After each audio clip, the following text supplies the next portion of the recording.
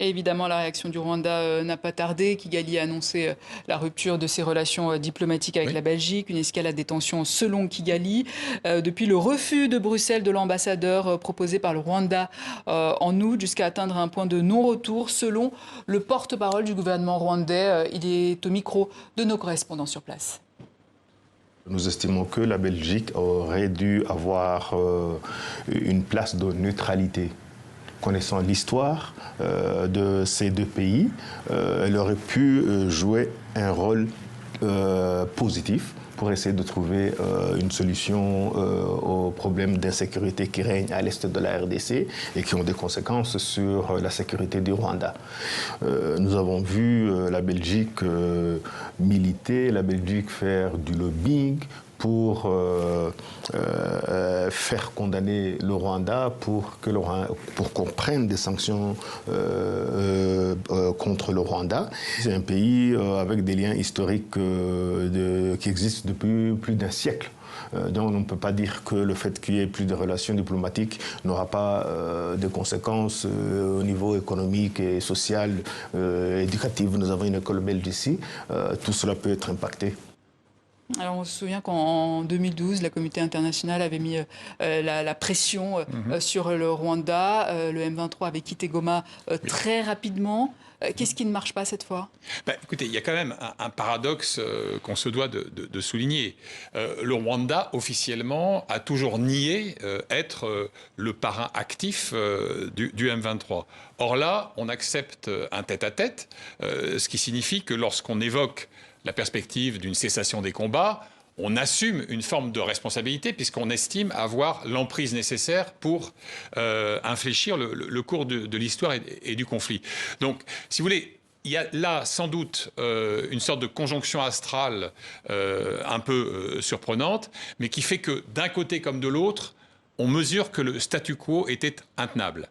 Du côté de Kinshasa, des inquiétudes extrêmement puissantes en ce qui concerne la situation militaire. Et du côté du Rwanda, et en dépit des négations officielles, le fait que malgré tout, cet effet d'accumulation des critiques, des rapports, onusiens ou pas, et des sanctions, finit par ternir l'image et donc la geste de Paul Kagame à la tête du pays des mille collines. Alors, autre dossier dans l'actu, le Mali qui se retire à son tour de l'Organisation internationale de la francophonie après le Niger. Hier, sur notre plateau, la porte-parole de l'OIF a déclaré que le Burkina Faso a déjà annoncé une démarche similaire. Quelles conséquences, Vincent Hugeux, après ce retrait des pays de l'AES pour l'OIF ? Alors là, pour le coup, changement de cap, on ne peut pas dire qu'il y a vraiment une surprise.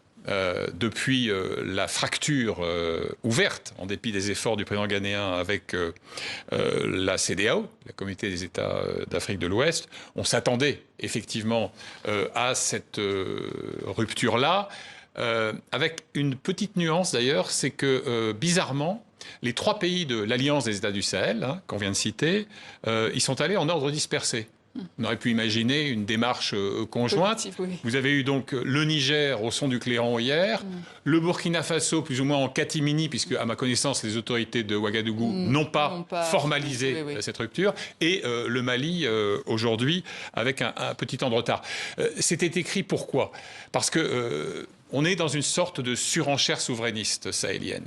Et donc, comme la CEDEAO hier, l'OIF est considéré comme une sorte d'instrument postcolonial inféodé à la France. Et vous observez un phénomène assez intéressant, c'est qu'à ma connaissance, et sauf erreur, le Mali a signifié son départ par un courrier adressé au ministère des Affaires étrangères français. Un peu comme si on niait une forme d'autonomie à l'OIF, dont il faut rappeler aussi que le mandat n'est pas uniquement linguistique et culturel. Regardez la charte fondatrice de l'OIF, il est bien question de promotion de la démocratie, de dialogue, etc. Donc, encore une fois, je pense que ça participe de cette sorte de fuite en avant souverainiste pour faire oublier que les régimes putschistes en question, qui invoquent aujourd'hui la Constitution, ce qui suppose quand même un goût assez prononcé du paradoxe, eux qui ont piétiné leur propre Constitution, eh bien, ces pays ont là un bouc émissaire commode, ce qui permet aussi de faire diversion et de faire oublier que la double promesse qui était leur et qui a fait leur popularité absolument indéniable, auprès de leur base, c'est-à-dire la promesse sécuritaire d'une part, la promesse transparence et gouvernance d'autre part, n'a absolument pas été respectée. Les conséquences de cette sortie pour ces pays de l'AES? Oui, alors... pour eux, je pense qu'il n'y a pas énormément de modifications. Vous savez, c'est pas parce que vous débaptisez une avenue ou un centre culturel. Franchement, quand on regarde le Niger, par exemple, le centre franco-nigérien Jean Rouch, bon, peut-on considérer que Jean Rouch, ce grand cinéaste, connaisseur sans pareil de l'Afrique, était une sorte de représentant d'un néocolonialisme bleu-blanc-rouge? Non, c'est absurde. Donc, je trouve parfaitement légitime qu'on renomme des avenues, des rues, des centres, en reprenant les mannes de grands personnages de l'histoire du pays, ou du Sahel en l'occurrence, tout ça est très bien. Mais ne faites pas un grand pas vers la souveraineté simplement en changeant les noms. Donc, si vous voulez, pour ces pays-là, je pense que c'est un affichage.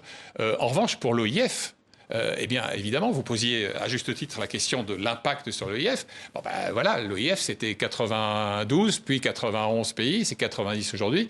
Ça reste une immense communauté linguistique. Mais mon pari, c'est que comme vous avez des efforts qui sont entrepris pour essayer de jeter une passerelle entre la CEDEAO, pourtant vilipendé par les États sahéliens, et puis les 3 pays en question, il y aura sans doute demain, après-demain, dans une période un peu moins turbulente, un peu moins incandescente, des efforts pour ramener les 3 pays en question vers la famille de la francophonie.